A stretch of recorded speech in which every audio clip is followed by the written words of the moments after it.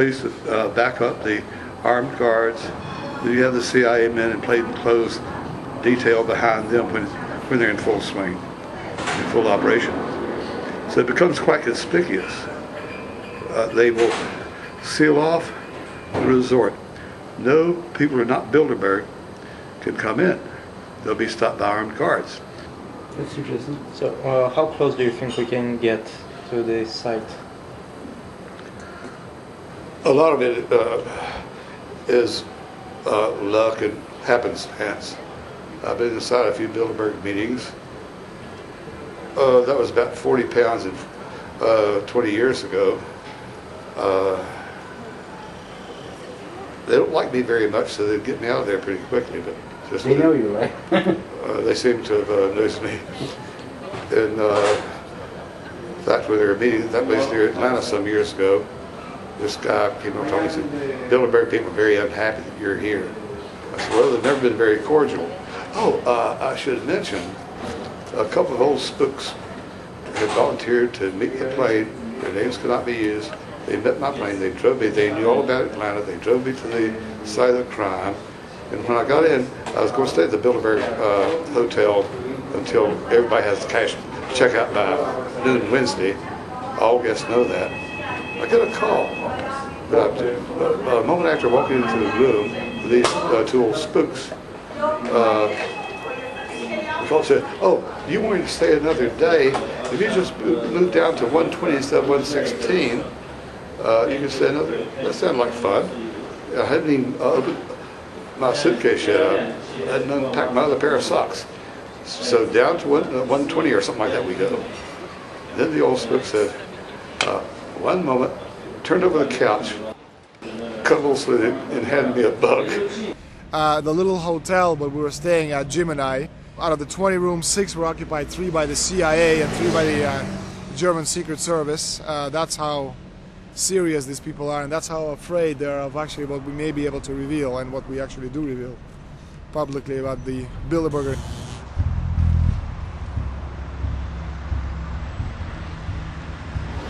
This is the global government. They are setting the world agenda.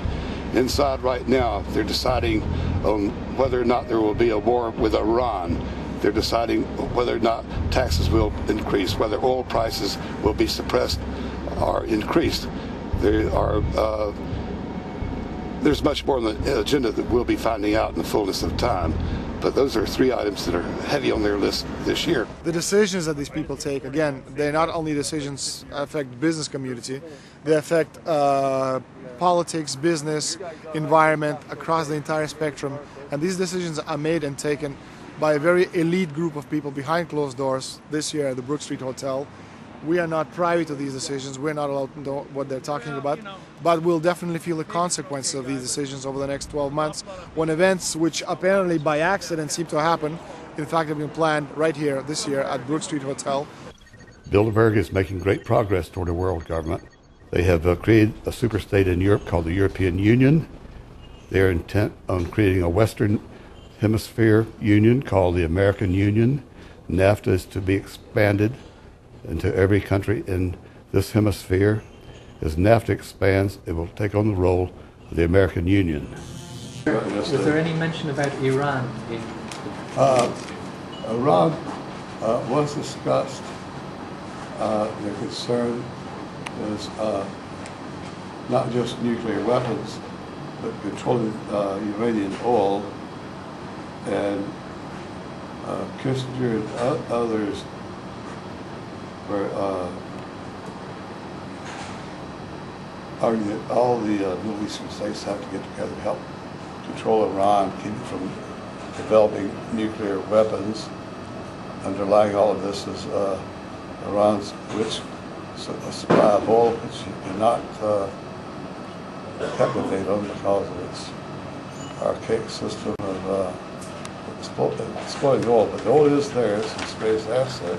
They're suggesting that if it's necessary to make a military strike against Iran, it only be airstrikes at specific targets where they are suspected of doing nuclear research and working toward nuclear weapons. no on-the-ground attack, no boots on the ground. Well, our thought was that tomorrow morning, quite often on Wednesday afternoons, we saw horses go up in a few guards on this fence to tell people, those hotels where you can't come in, stop you at the gate. Then, I guess much friskier on a Friday when the security gets real deep with the plainclothes security behind the armed security. In Germany, they use the military. The lady, along with the local cops. the lady said that there would be a talk of Henry Kissinger tomorrow at 2 p.m. Where was that? There will be a talk of Henry Kissinger tomorrow at 2 p.m. So, Really? Yeah. So you should shoot that too for 3 days. Where Kissinger goes after his speech might be fun to follow. But the Thursday is not really a big, busy day for Bilderberg. Friday is. In the Middle East, we live in a different world. The nations do not represent historic entities in the same sense the European nations did. Turkey, of course, does, and Iran, in a considerable extent, does. But in the region in between, the borders were drawn by the victors of World War I on the basis, largely, of what would facilitate their influence.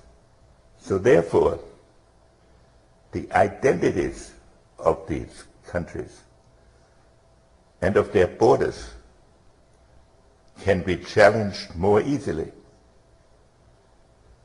What we in America call terrorists are really groups of people that reject the international system, and they are trying to regroup it. A radical Islamic fundamentalist kind. Interviews you saw with Henry Kissinger, the speech he made the day that Bilderberg was getting together,